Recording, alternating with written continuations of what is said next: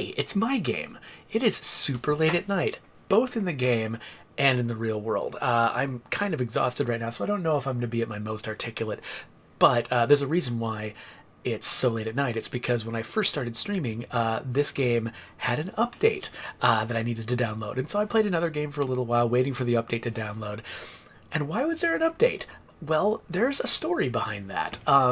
When we released Update 21 last week, there was a bug that was, most players didn't experience it at all. It was specifically a bug that affected people in the Nightmare Zone, and only about 6-7% of our audience plays in the Nightmare Zone. So, so most players never saw it. But for those who played in the Nightmare Zone, it was pretty bad. And so I kind of wanted to talk about it a little bit, about how a bug like that one can sneak into a game, and how that particular one worked and what was special about it. So Update 21, the major feature that arrived with Update 21 was difficulty sliders right here. So it used to be that you had to select one particular difficulty level to be playing at, either green, standard, dread, nightmare, or whatever that's not released yet. I'm playing at Dread right now on all the sliders, but we released this feature that let you sort of change up your sliders and say, I want the community management to be really easy, but I want the map to be really, exhausted, and I want the combat to be standard. You can set all those settings. And one problematic bit, as we were sort of dividing up all of the aspects of difficulty between the different sliders, one part of the game, one of our objectives was we wanted people to be able to change the difficulty without having to reset the entire game. And so the map slider is one that, if you make changes to it, you'll see the little note down below that says, you basically are going to start over on a brand new map if you change the map difficulty, whereas the other ones are more flexible. So we were trying to divide things up, put, the right stuff on the right slider. And one thing that we ran into, and by the way, I'm not a highly technical person. I'm going to get some of the technical details of this wrong, and I'm so sorry if any of the programmers in my team ever watch this video. I am so sorry that I got it wrong. But basically, while we were looking at all the different things that could be done by these difficulty sliders, one of the ones we ran into was the fact that in the Nightmare Zone, I think this was going to be on the community slider. On the community slider, we change how much food your characters eat. In fact, I think you can probably see this here. On community difficulty, if you look down here on the list, let's see here. Okay, it does. Oh, I'm in.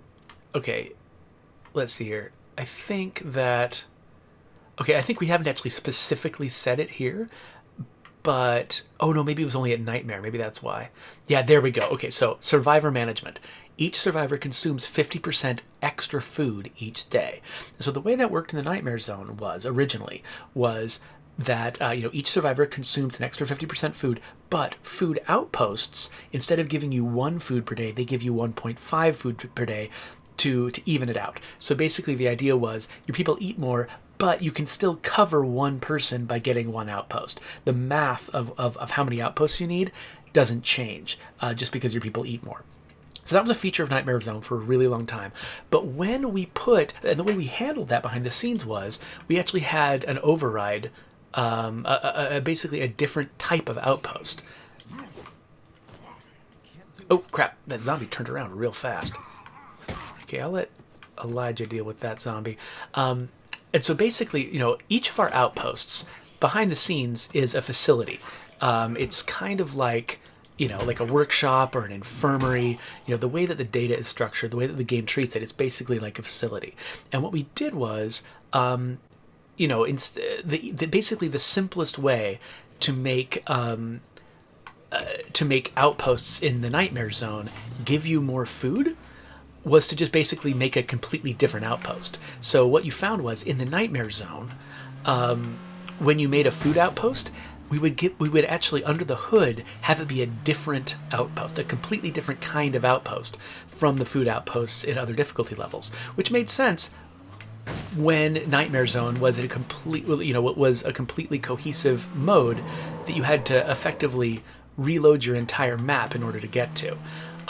But when we decided to put the food consumption on the community slider, one of the parameters we decided for the community slider was you can't reset your entire map. We can't make the player reset their entire map when you change community difficulty. So while it used to be that if you changed your difficulty from Dread to Nightmare, you would have to change maps, which means that all of your outposts would go away, and when you claimed new outposts in Nightmare difficulty, they would be the new type of outpost that gave you more food. And then if you changed back to Dread, again, you would reload the map, you would lose all your outposts, and when you claimed new food outposts in Dread, they would be the standard outposts. And it made perfect sense, and it worked just great. But once we put food consumption on the community slider, that wasn't going to work. We couldn't just wipe out all your outposts because the community slider doesn't make you reload your map. And so we had to find a different solution. So rather than doing a completely new outpost for Nightmare Zone, we instead added a buff to the game that just took the existing outpost and multiplied its food by 1.5. And same effect as far as the player's concerned. The goal was for nobody to notice that anything had changed, and for the community slider to not require you to reload the map. Great idea, right? This is exactly what we should do. The problem is, under the hood, in a place that we didn't realize this would happen, once we stopped using those Nightmare food facilities, the game stopped building them properly. And so basically we've got, you see this a lot in video games where, you don't want your final game, the footprint on somebody's drive or whatever, to be as huge as possible, right? You don't want to just fill it up with every possible file. So you have a process where your game sort of gets compiled and built, and only the stuff it needs actually goes into the game. And so, this is probably where I'm making technical mistakes. I'm probably misunderstanding what happened, but the way I understand it, when our game was being built, it would look at all of the facilities that are available, and it would build only the ones that the game actually referred to, that the code actually was referring to. And so if we made a facility that was like a test facility or ones we don't really use, or it was one that we cut, it doesn't build that because nobody should have it. It doesn't matter. And so it doesn't take up extra space on your hard drive. And so we didn't realize that when we made that change, when we stopped using the Nightmare food facility and instead replaced it with a buff on the standard facility, the Nightmare facility stopped building properly. And so it wasn't in the game anymore. And so what happened was when players got the update, if they were in Nightmare Zone and if they had a food facility, they would load up their game, and the game would go through and it would try to load all of their facilities. It would load their workshop, it would load their infirmary, and we would look through their outposts and say, okay, we got this outpost, we got a meds outpost, we got a power outpost, we got a water outpost, we've got a... What's that? What's that thing right there? That's a non-existent... They've got a weird non-existent outpost there. I don't know. And the game would be freaking out. It's like, never mind, there's no facilities. And so because it basically would just it dropped the process of loading the facilities, you had no outposts, you had no facilities, you had no boons, because secretly under the surface, boons are facilities, and it would just hose their game. It would hose their community completely. And some players, when they saw that, they're like, oh, this is messed up, and they kept playing. Some of them said, this is messed up, and they left the game. Some of them said, ooh, maybe I can fix this by moving maps. Maybe if I just reset my community, go to a new map, I can build it, I can get everything back from scratch and everything will work fine. And the players who tried that, unfortunately, the information about what resources you have spent on your facilities, when you move bases and we give you back all the resources that you spent on the facilities that you built, that depends on the facilities existing. And so if your facilities are all hosed and you switch maps and you move, we can't refund anything. So there were players who had communities with a bunch of very rare and difficult to build facilities, like the Red Talon facilities from Daybreak, for instance, who moved maps and then they lost all the resources they had spent on those facilities. And that was a disaster for them. That it costs a lot of prestige to build all the facilities from Daybreak. And if you lose all of those, that's 12,000 prestige that you potentially could have lost. And there were some, like very prominent voices in our community who had that exact thing happen to them, and they told us about it. We were like, "Oh, holy crap, what's going on?" And we went and we followed up and figured out what had happened, and we're like, "Oh, we just were dying inside." And so, a bunch of people worked on the weekend, came in and figured out what was going on, figured out a way to fix it without actually posting a proper update, because there's certain aspects of the game that can update just from just checking something in the cloud, and we found a way to one of our programmers found a way to fix this problem using that method. So we didn't even have to go through certification and post an official update. We just were able to get a fix out really super fast to make sure that it didn't happen to any new people. And then we posted a series of updates after that to solve to formally solve the problem, to actually give people. There was a lot of people who didn't move maps, who didn't lose everything. The game still, their saves still remembered enough about what they had that we were able to restore their communities back to normal. And so people who didn't move, we were able to give them everything back like nothing bad had happened. And then for the people who moved, you'll notice over there on the other side of the screen, I've got 12,014 prestige. Since the latest update, we actually gave free prestige to everyone. Now, if you definitely did not run into this bug, I think we only gave you about 6,000, but if you could have run into the bug, if we detected that you might have been in a position to experience this bug, we gave you 12,000, so that even if you lost one of every single expensive red talent facility, you can buy it all back now with the 12,000 prestige. Because it was really important to us. Like, we don't want people to just have to suffer with whatever bugs we accidentally stumble into the game. We want people to feel like, even if bad things happen, they can still trust us to make things right. And so that was really important to us to make that happen. But the thing that was tough about this situation was, it was a very specific set of circumstances that led to that bug, right? You had to not just have a nightmare community from before the update. You also had to have a nightmare community with a food outpost. And so when we looked at, our process for how did we let this bug slip through? We were like, well, we should be doing, regular tests of old saves to make sure an old save that gets the new update isn't damaged. And that's great. And yes, that actually is a part of our process. The problem is it's not just any old save. It has to be an old save with a specific set of circumstances, with a specific outpost in order to make it happen. So even if we'd been doing the most robust, and I think there'd probably improvements we could have made to the way we were testing this stuff, but even if we'd done the absolute most, robust version of that, there's still a decent chance we would have missed these specific set of circumstances. And so it's one of those weird situations where it's just yes, you can imagine, this is the kind of thing that maybe we should have caught. But at the same time, right now, we're definitely in the future going to test these exact set of circumstances. And, every time we post an update now, we're going to test to make sure we haven't done this exact thing. The problem is, we've solved this problem. We know that. Hey, shush, Kiko. We're not going to make this exact same mistake again. It kind of reminds me a little bit of the story from World War II. I don't know if it was World War II or World War I, but folks in England they would send bombers out to Europe, and then the bombers would come back. Some of them would stay behind because they'd been shot down. Some of them would come back, and then they would look at the bombers and they would say, okay, look at where these bombers get shot. They get shot here in the tail, they got shot here in the wing, here in the fuselage. We should armor up these places where they're getting shot more to protect them. But the people who thought that way, who thought, oh, we should put extra armor where we're seeing holes in the returning planes, that's the wrong move, because the planes that come back, they have holes in places that don't crash the plane. It's the places where the planes don't have any holes when they come back. That's where you need extra armor, because the planes that got holes there, they're the ones that crashed and stayed behind. And so it's a similar thing where it's the known problem, you can armor up, you can protect against the known problem all you want, but the known problem isn't the thing that's scary. The thing that's scary is the thing that you haven't thought of yet. And so this was a case where it's we didn't think, we need to always make sure that we check nightmare zone communities from old saves in food, with food outposts, because that very specific set of circumstances had never been a specific problem before. And now in this particular update, it was definitely a problem. And unfortunately, there's so many people playing our game. There were a significant number of people, thousands of people who were in those circumstances. But, now we know that that could potentially be a problem.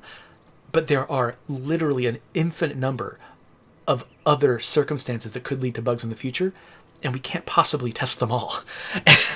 And so this is, it's one of the great dilemmas of game development, is the fact that you can do as robust testing. You can have like a crack team of testers and people who really care about the quality of the game. And if you've got a very complex game with a lot of very different circumstances that players can get into, no matter what, it is possible for some really ugly bug to get past your filters and to just get out into the game. And so, on one hand, you have to work as hard as you can to prevent that. You have to work as hard as you can to try to think ahead and try to imagine all the things that could go wrong. One thing I do, whenever I've implemented a new feature or implemented a change to a feature, I try to think through all the things that I know could go wrong with this feature. And and in sort of the card that I pass to the QA team and say, hey, here's what I did, I try to think of all the things that I know could go wrong and tell them the whole list so they know exactly what to check. And you try to be really thorough like that. And similarly, the testers, when they get it, they think through it too. And they're like, okay, he hasn't thought of everything. What about this? Has he tried this? Did he think about this? And they think about 10 times as many things as I thought of. And they put it through the paces, and they'll often find problems that I completely just didn't even occur to me. But even if you're as rigorous as possible, there's always still the possibility that something is going to get through, that there's just going to be some circumstance it never occurred to you to test. But unfortunately, with 10 million people having played your game, there's going to be, if something is it's like 0.001% chance of it happening, it's going to happen to thousands of people. And especially it's going to be your most committed players it happens to, because they're the ones with the most hours playing the game. So on one hand, you try to prevent it as hard as you can. You try to think through things as much as you can, test as robustly as you can. But ultimately, a lot of it comes down to how willing you are to put the work in after something goes wrong, to make sure that you kind of earn back the trust of the players that are playing your game. And so I think that while I think that there's a lot. I mean, there are so many bugs that did not happen, that were caught by our testers, that were caught by people as they were developing stuff, realizing things. And so I think we should be proud of all of the bugs that haven't happened. But even in the case of the bugs that happen, I think that there's I think one of the things I'm most proud of is how my team just jumped right in and did everything they could possibly do to fix it as quickly as they can and to restore things as best they can. And then ultimately, I'm really proud of the way that our team did the whole thing with the prestige. Basically going back and basically saying, what, yeah, sure, prestige is one of the most valuable things in the game. It's something people spend a lot of time in Daybreak earning this currency, and it's something that drives a lot of gameplay hours, which it makes us look really good to our bosses that people are playing a lot of hours of our game, and giving out a bunch of free prestige is not necessarily in our interest. But at the same time, you can't think that way. Right? It's like you instead you got to think about your relationship with your players as a relationship of trust, of trying to earn trust. And when something goes wrong, even if you feel like there's no way I could possibly have thought of that in advance, or even if I did, think of this one, I would not have thought of the next one. And there's things just that bugs slip through, and what can you do? Oftentimes, nothing to prevent it. Eventually it's going to happen. Eventually some weird, bad, embarrassing bug is going to happen, and you will have done your best, and it still gets through. But you have to also be willing to make it right. And I think that that's sort of the key there, is like if you're the way you think about your relationship with your players is not one of it's not one of it being like transactional, where it's just like I'll